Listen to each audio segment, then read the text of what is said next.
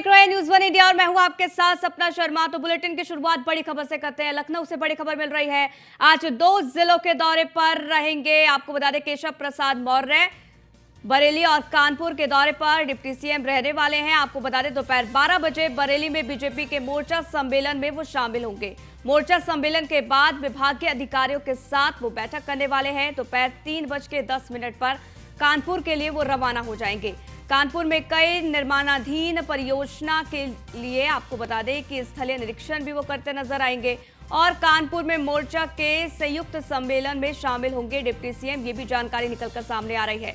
आपको बता दें कि संयुक्त सम्मेलन के बाद केशव प्रसाद मौर्य अधिकारियों के साथ बैठक भी करेंगे और इसमें तमाम तरीके के दिशा निर्देश यहां पर डिप्टी सीएम केशव प्रसाद मौर्य के द्वारा दिए जा सकते हैं। तो आपको बता दें आज 2 जिलों के दौरे पर डिप्टी सीएम केशव प्रसाद मौर्य हैं। बरेली और कानपुर का दौरा करेंगे डिप्टी सीएम और दोपहर 12 बजे बरेली में बीजेपी के मोर्चा सम्मेलन में वो शामिल होने वाले हैं।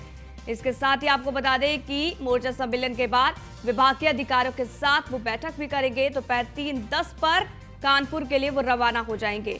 कानपुर में कई निर्माणाधीन परियोजना का वो स्थलीय निरीक्षण करेंगे। कानपुर में मोर्चा के संयुक्त सम्मेलन में डिप्टी सीएम शामिल होने वाले हैं। संयुक्त सम्मेलन के बाद केशव प्रसाद मौर्य अधिकारियों के साथ बैठक भी करेंगे जिसमें तमाम ऐसे विषय जिसको लेकर चर्चा की जाएगी।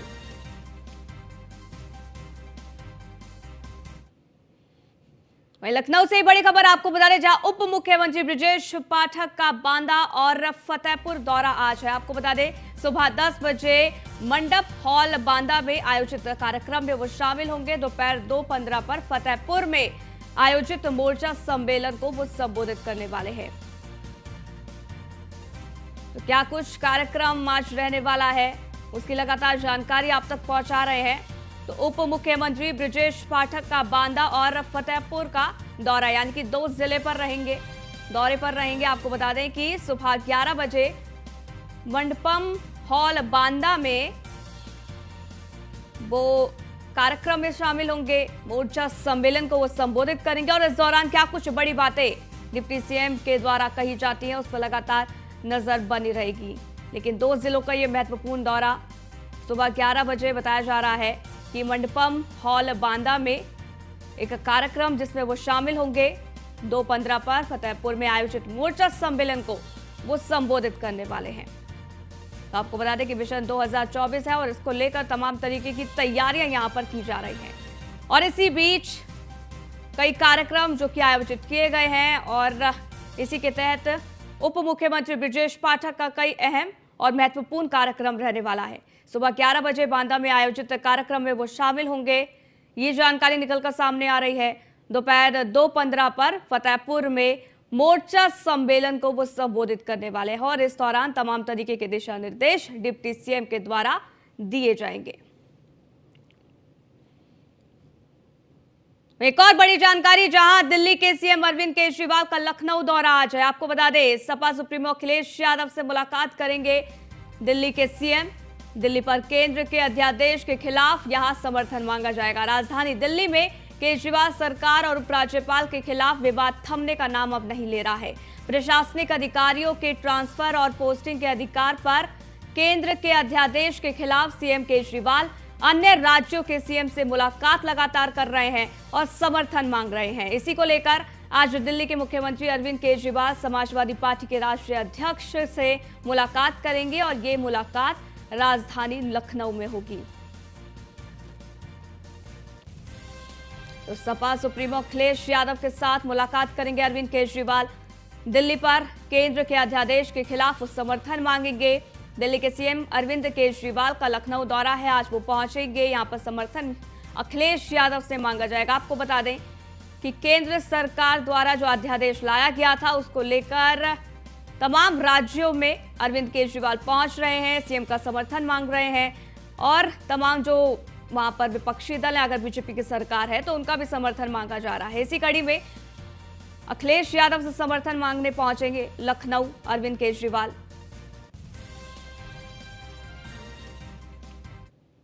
वहीं लखनऊ से खबर है जहां नगर विकास मंत्री ए.के. शर्मा ने सख्त निर्देश दे दिए हैं। 15 जून से पहले करा ले नालों की पूरी सफाई। ये बड़ी जानकारी आप तक पहुंचा रहे हैं। नगर निगम के अधिकारियों को इसके लिए निर्देश दे दिया गया है। जल भराव की समस्या लखनऊ में ना बन पाए, ए.के. शर्मा ने ये कहा है, निर्देश दिए हैं बरसात से पहले हो जाए नालों की सफाई। इसके साथ ही उन्होंने ये कहा कि जल भराव वाली जगह के अधिकारियों पर कार्रवाई होगी, यानी कि अगर इस निर्देश का पालन नहीं किया गया और कहीं पर भी बरसात के समय जल भराव हुआ तो ऐसे अधिकारियों पर सख्त से सख्त कार्रवाई की जाएगी। तो ए.के. शर्मा जिन्होंने निर्देश ये दिया है, तो नगर विकास मंत्री ए.के. शर्मा ने सख्त निर्देश दिए हैं और ये कहा है कि 15 जून से पहले नालों की पूरी तरीके से सफाई करा ली जाए। अब नगर विकास मंत्री ए.के. शर्मा ने सख्त निर्देश दिए हैं। क्या है वो सख्त निर्देश? 15 जून से पहले नालों की सफाई करा लें, ये निर्देश दिए हैं। नगर निगम के अधिकारियों को इसके लिए निर्देश दे दिया गया है। आपको बता दें कि जल भराव की समस्या लखनऊ में ना बन पाए, ये ए.के. शर्मा ने कहा है, और बरसात से पहले हो जाए नालों की सफाई, इसके सख्त निर्देश। जल भराव वाली जगह के अधिकारियों पर कार्रवाई होगी, यानी कि जल भराव अगर होता है तो फिर जिस अधिकारी के क्षेत्र में वो जगह आती है उस पर कार्रवाई की जाएगी।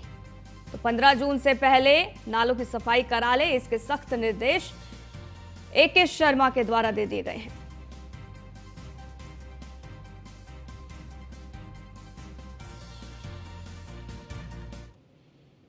वहीं लोकसभा चुनाव की तैयारियों में सभी दल पूरी शिद्दत के साथ जुट गए हैं।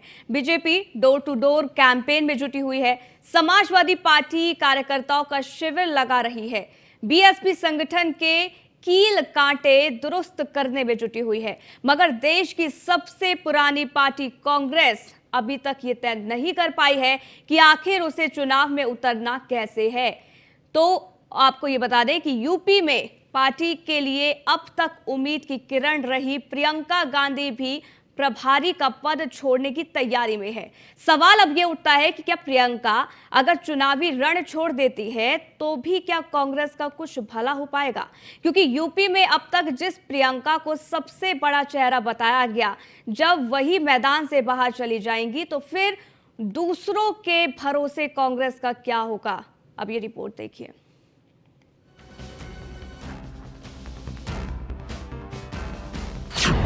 यूपी का रण छोड़ देंगी प्रियंका, लोकसभा चुनाव में बदलेगा संगठन, प्रियंका बिन कांग्रेस का क्या होगा? जी हां, बड़ा सवाल यही है कि यूपी की सियासत में जिस जोरों शोरों से प्रियंका गांधी की लॉन्चिंग की गई, क्या वो दांव गलत था?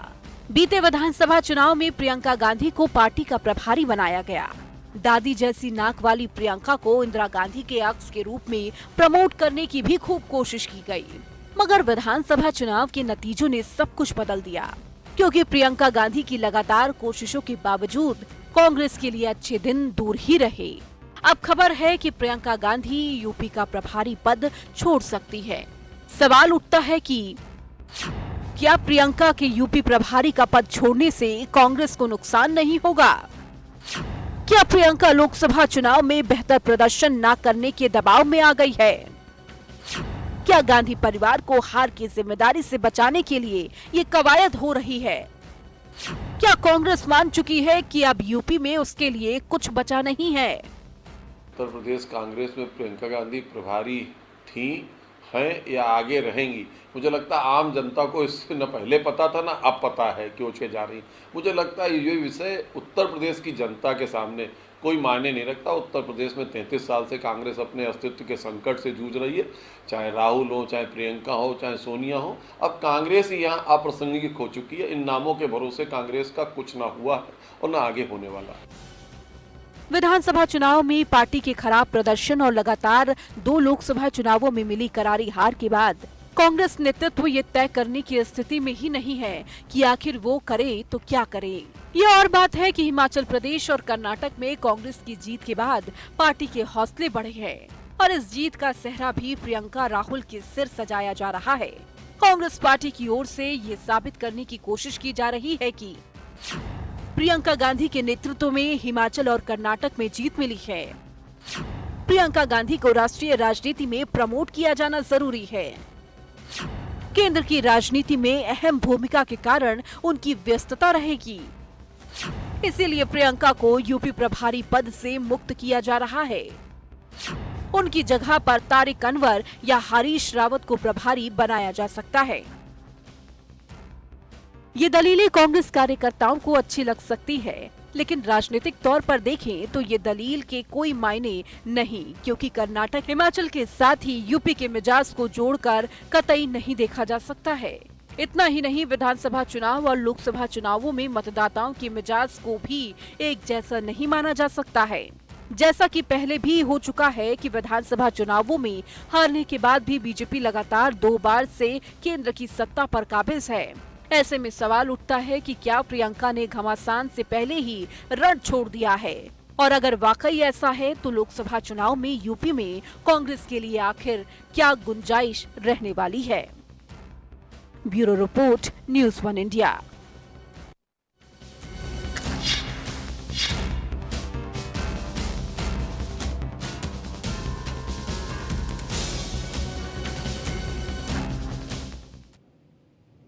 वहीं देश के शीर्ष पहलवान 138 दिन से बृजभूषण शरण सिंह के खिलाफ मोर्चा खोले हुए हैं। 18 जनवरी को पहली बार पहलवान धरने पर बैठे और 23 अप्रैल को दूसरी बार धरना शुरू किया। इसके बाद पहलवानों ने मौसम की मार झेली, पुलिस के साथ झड़प हुई, पहलवानों के खिलाफ एफआईआर भी दर्ज हुई, लेकिन विरोध प्रदर्शन जारी रहा। हालांकि पहलवानों और गृहमंत्री अमित शाह के बीच मुलाकात के बाद कहानी बदल गई और पहलवान काम पर लौट आए हैं। उधर बृजभूषण शरण सिंह के लखनऊ और गोंडा आवास पर दिल्ली पुलिस पहुंची और पूछताछ की। अब ये रिपोर्ट देखिए।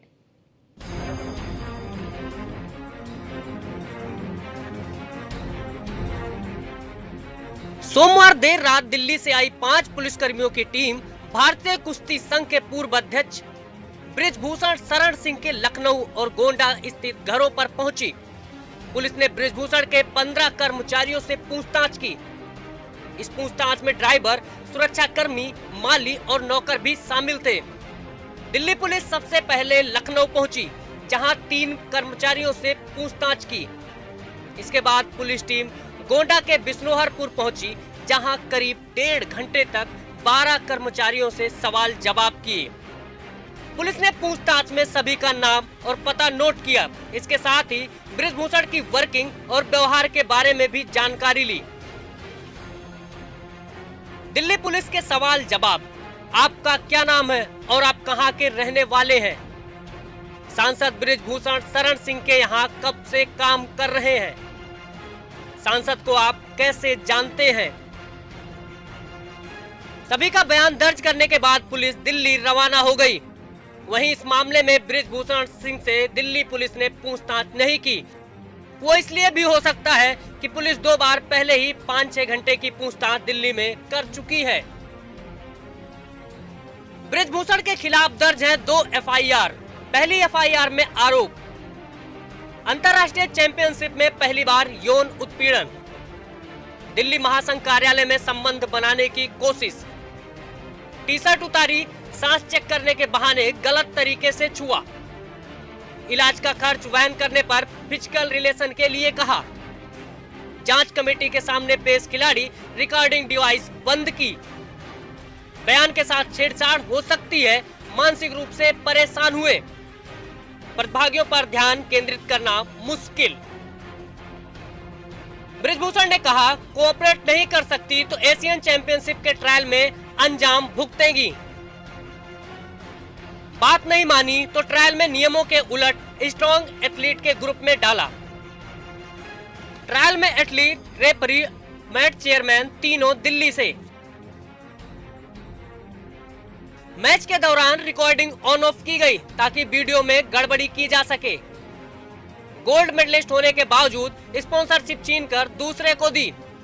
लखनऊ ट्रायल्स में बृजभूषण सिंह ने पर्सनली आकर मिलने के लिए कहा। बृजभूषण शरण सिंह के खिलाफ दिल्ली के जंतर मंतर पर पहलवान 23 अप्रैल से धरने पर बैठे। इसमें बजरंग पूनिया, साक्षी मलिक और विनेश फोगाट जैसे बड़े पहलवान का नाम शामिल है। 7 रेसलर्स ने सेक्सुअल हैरेसमेंट के आरोप में 2 एफआईआर दर्ज कराई है।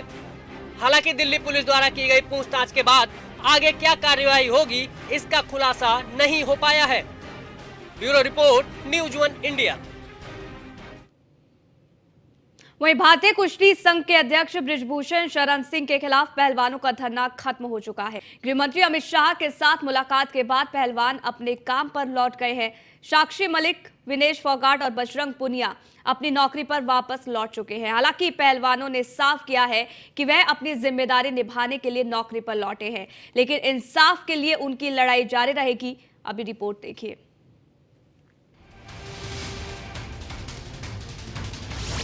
पहलवानों के फैसले ने मचाई खलबली। गृह मंत्री से बृजभूषण की गिरफ्तारी की मांग। बजरंग ने उठाई मांग, महापंचायत रोके खाप। आंदोलन पड़ा कमजोर या पहलवान लगाएंगे फिर से जोर। इस बीच जंतर मंतर पर पहलवानों के चल रहे धरने को लेकर ऐसी खबर आई जिससे पूरे देश में खलबली मच गई। आंदोलन की अगुवाई कर रही साक्षी मलिक नौकरी पर लौट गईं। बजरंग पूनिया और विनेश फोगाट ने भी नौकरी ज्वाइन कर ली। सबके जहन में बस एक ही सवाल चलने लगा कि क्या पहलवानों का आंदोलन कमजोर पड़ने लगा है? क्या तीनों पहलवानों ने आंदोलन से पीछे हटने का फैसला कर लिया है? इस फैसले का लोग कई मायने निकाल रहे हैं। दरअसल पहलवानों ने शनिवार देर रात करीब 11 बजे गृह मंत्री अमित शाह से मुलाकात की। इस मुलाकात में गृह मंत्री अमित शाह ने पहलवानों को सही जांच और मामले में उचित कार्रवाई का भरोसा दिया। पहलवानों के पीछे हटने की चर्चा जोर पकड़ रही थी तो पहलवान साक्षी मलिक ने ट्वीट करके मामले पर सफाई दी। इंसाफ मिलने तक लड़ाई जारी रखने की बात कही। उन्होंने कहा कि यह खबर बिल्कुल गलत है। इंसाफ की लड़ाई में न हम में से कोई पीछे हटा है न हटेगा। सत्याग्रह के साथ साथ रेलवे में अपनी जिम्मेदारी को निभा रही हूँ। इंसाफ मिलने तक हमारी लड़ाई जारी रहेगी। कृपया कोई गलत खबर न चलाई जाए। वहीं बजरंग पूनिया ने भी पूरे मामले पर अपना पक्ष रख दिया है। आगे भी आंदोलन जारी रखने का ऐलान कर दिया है। बजरंग पूनिया ने कहा कि आंदोलन वापस लेने की खबरें कोरी अफवाह है। ये खबरें हमें नुकसान पहुंचाने के लिए फैलाई जा रही हैं। हम न पीछे हटे हैं न ही हमने आंदोलन वापस लिया है। महिला पहलवानों की FIR उठाने की खबर भी झूठी है। इंसाफ मिलने तक लड़ाई जारी रहेगी। खिलाड़ियों के बारे में जो अफवाह जो झूठ फैलाया जा रहा है, मैं उसके खंडन के लिए आप लोगों के बीच में आया हूँ। ऐसी कोई भी चीज़ नहीं है। ना तो खिलाड़ियों में कोई दरार आई है और ना किसी खिलाड़ी ने कोई केस वापस लिया है। हम सभी एक साथ हैं और मजबूती के साथ लड़ रहे हैं। लेकिन ये झूठ इसलिए फैलाया जा रहा है कि जो हमारे साथ लोग जुड़े हैं पूरे देश से, उनको हम कैसे गुमराह करके अलग अलग कर सकते हैं। जैसे दिल्ली पुलिस ने और एक न्यूज़ एजेंसी है ANI, उन्होंने जो अफवाह फैलाई ट्वीट करके कि कोई पुख्ता सबूत नहीं मिला इसलिए केस को बंद कर रहे हैं, तो वो सिर्फ अफवाहें हैं। उन्होंने वो ट्वीट बाद में डिलीट भी कर दिए। तो आप ऐसी चीज़ों से सावधान रहे, क्योंकि मीडिया हमारे बारे में खूब नेगेटिव दिखा रहा है कि भाई खिलाड़ी वापस चले गए हैं, इन खिलाड़ियों ने जॉब ज्वाइन कर लिया है या कुछ कर लिया है। ऐसा कुछ भी नहीं है। अगर हमारे इस आंदोलन के बीच में अगर जॉब कोई बाधा डालेगी तो हम जॉब छोड़ने के लिए भी तैयार हैं, क्योंकि हमने अपना सब कुछ दांव पे लगा के हम ये लड़ाई लड़ रहे हैं। क्योंकि ये लड़ाई बहन बेटियों की इज्जत और मान सम्मान की लड़ाई है। तो हम देश की बेटियों को जब तक न्याय नहीं मिल जाता तब तक इस लड़ाई में लड़ते रहेंगे। आंदोलन में शामिल सभी उन दावों को सिरे से खारिज कर रहे हैं जिसमें उनके पीछे हटने की बात कही जा रही है। पहलवानों के इस मामले पर जमकर सियासत भी हो रही है। विपक्षी दल इस मामले के लिए दिल्ली पुलिस को जिम्मेदार बता रहे हैं। केस में लापरवाही बरतने का आरोप लगा रहे हैं। पहलवानों की माने तो वो बृजभूषण सिंह की गिरफ्तारी के मांग पर अड़े हैं। नौकरी के साथ सत्याग्रह जारी रखने की बात कह रहे हैं। पहलवानों के मामले में अब तक क्या क्या हुआ? 18 जनवरी को जंतर मंतर पर विनेश फोगाट, साक्षी मलिक के साथ बजरंग पूनिया ने धरना शुरू किया। आरोप लगाया कि WFI के अध्यक्ष बृजभूषण सिंह ने महिला पहलवानों का यौन शोषण किया। 21 जनवरी को विवाद बढ़ने के बाद केंद्रीय खेल मंत्री अनुराग ठाकुर ने पहलवानों से मुलाकात कर कमेटी बनाई, लेकिन कमेटी की रिपोर्ट आज तक सार्वजनिक नहीं हुई। 23 अप्रैल को पहलवान फिर जंतर मंतर पर धरने पर बैठ गए। उन्होंने कहा कि जब तक बृजभूषण की गिरफ्तारी नहीं होती धरना जारी रहेगा। 28 अप्रैल को पहलवानों की याचिका पर सुनवाई में सुप्रीम कोर्ट के आदेश पर दिल्ली पुलिस ने बृजभूषण पर छेड़छाड़ और पॉक्सो एक्ट में 2 FIR दर्ज की। 3 मई की रात को पहलवानों और पुलिस कर्मियों के बीच जंतर मंतर पर झड़प हो गई। झड़प में पहलवान राकेश यादव व विनेश फोगाट के भाई दुष्यंत और 5 पुलिस वाले घायल हुए। 7 मई को जंतर मंतर पर हरियाणा, यूपी, राजस्थान और पंजाब की खापों की महापंचायत हुई। इसमें बृजभूषण की गिरफ्तारी के लिए केंद्र सरकार को 15 दिन का अल्टीमेटम दिया गया। 21 मई को फिर महापंचायत हुई और इंडिया गेट पर कैंडल मार्च और 28 मई को नए संसद भवन पर महिला पंचायत करने का फैसला लिया गया। 26 मई को पहलवानों ने प्रेस कॉन्फ्रेंस कर बताया कि 28 मई को वो धरना स्थल से नए संसद भवन तक पैदल मार्च करेंगे। 28 मई को पहलवानों ने नए संसद भवन के सामने महापंचायत के लिए जाने की कोशिश की तो पुलिस ने उन्हें हिरासत में ले लिया। 29 मई को सारा दिन पहलवान घर पर रहे और मेडल गंगा में बहाने व इंडिया गेट पर आमरण अनशन का फैसला किया। 30 मई को पहलवान हरिद्वार हर की पौड़ी में मेडल बहाने गए, जहां किसान नेता नरेश टिकैत के मनाने पर सरकार को 5 दिन का अल्टीमेटम देकर उन्होंने फैसला टाल दिया। 2 जून को कुरुक्षेत्र में महापंचायत हुई। इसमें 9 जून तक बृजभूषण को गिरफ्तार करने का अल्टीमेटम दिया गया। 3 जून को दिल्ली पुलिस को इस मामले में 4 गवाह मिले हैं, जिन्होंने बृजभूषण पर लगे आरोपों की पुष्टि की है। इनमें एक olympian, commonwealth gold medalist, international referee और स्टेट लेवल कोच शामिल हैं।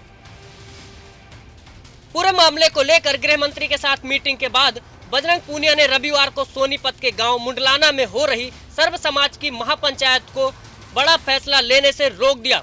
बजरंग ने कहा, मैं किसान नेता गुरनाम चढ़ूनी से अनुरोध करूंगा कि आज कोई फैसला न लें। उन्होंने कहा कि खिलाड़ियों की तरफ से हम एक पंचायत रखेंगे, उसकी कॉल हम देंगे, जगह हम बताएंगे, सभी को इकट्ठा रखकर हम पंचायत करना चाहते हैं। इसमें जितनी भी हमारी खाप पंचायतें हैं, जितने हमारे संगठन हैं, सबको एक एक मंच पर इकट्ठा करेंगे। बजरंग पूनिया ने कहा कि 28 मई को दिल्ली में जो भी हुआ है उसके बाद से विनेश और साक्षी बिल्कुल टूट चुकी हैं। अब परिवार का एक एक सदस्य हमेशा उनके साथ रहता है ताकि वो कोई गलत फैसला ना ले लें। वह यहाँ इसलिए नहीं आई, अब उनमें हिम्मत नहीं बची है। जितना आप लोग सपोर्ट कर रहे हैं हमें, जितना आप लोग सपोर्ट कर रहे हैं हमें, वही हिम्मत है। नहीं तो 2-3 घटनाएं ऐसी हो चुकी है हमारे खिलाड़ियों के साथ, बहनों के साथ, बेटियों के साथ, कि वो बिल्कुल आज टूटी हुई है। वही शक्ति आप लोग उन्हें दे रहे हैं कि आज पूरा देश हमारे साथ खड़ा है। 28 तारीख की जो घटना हुई उसके लिए मैं आपका धन्यवाद करूंगा कि आप लोगों ने आने की कोशिश की, लेकिन पुलिस प्रशासन द्वारा ज्यादा जबरदस्ती करी गई, आप नहीं पहुंच पाए। लेकिन दुख इस बात का, इस देश के लिए इतना सब कुछ करने के बाद हमारी बेटियों की, बहनों की इज्जत के साथ खेला जाता, उसके बाद भी कुछ नहीं हो पाया। मैं आज यहाँ पे आया हूँ, आप सभी से यही अनुरोध करूंगा कि हमें एक साथ जुड़ने की जरूरत है। अलग अलग अगर हम बटे रहेंगे तो हम ये लड़ाई नहीं जीत पाएंगे। आज हमें एक मंच पे इकट्ठा होने की जरूरत है।